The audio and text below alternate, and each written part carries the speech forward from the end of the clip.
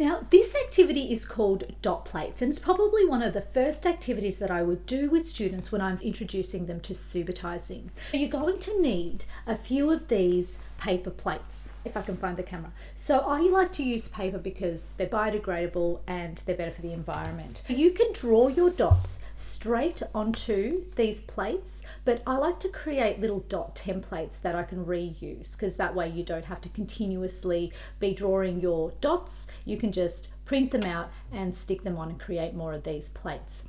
So here we've got a collection of 4. When you're first doing this activity, you want to start creating dot plates that have numbers that have collections, or plates that have collections up to 5. Because when we're first introducing Subitising, we want to help students to Subitise collections up to 5.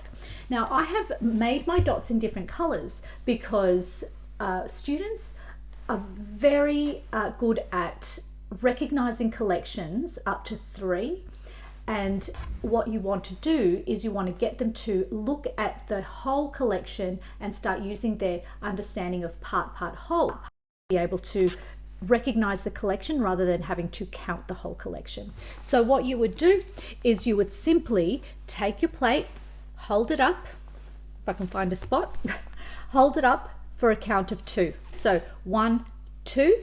Now the rules in place here will be as follows. The students are not allowed to call out the number that they think it is. Everybody needs to be allowing everybody else in the classroom to have a go and understand and be able to process the collection in their own time. You're also going to be giving students a whiteboard and a whiteboard marker. So when you hold up the plate, the students will then write their number down. This is how it would go.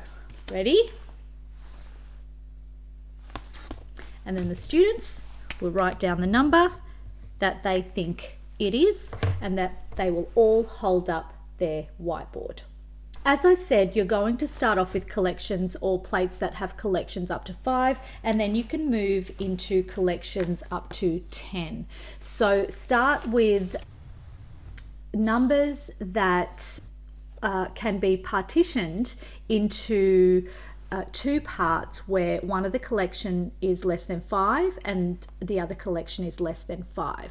Because if they've first started to learn to Subitise numbers up to 5, then practicing their numbers up to 10, they can use their understanding of Subitising collections up to 5 to help with their part whole. So here we've got 4 and 2, so it's 6. So when you hold this card up, you want to start getting them to recognize the patterns of, here I've got 4 and here I've got 2 more than 4. So altogether I've got 6 without counting, remember. So you would take your dot plate, hold it up, 1, 2, put it down. The students will write down their number, and then you can get harder and harder. Now when you're moving into collections where the dots are greater than 5, try to put them in an organized pattern initially, just to get the students to start recognizing the collection in terms of its pattern. Now students, when they're first, even before they come into school, most of them will have had some practice with die or dice, so they're going to be able to see this as a dice pattern. So if you want to use numbers or collections that are greater than 5, try to stick to a pattern that they might be familiar with. So most students will be able to recognize this as the number 6. So there you go, guys, dot plates. Remember, you're going to get the students to write their number down and not call their number out.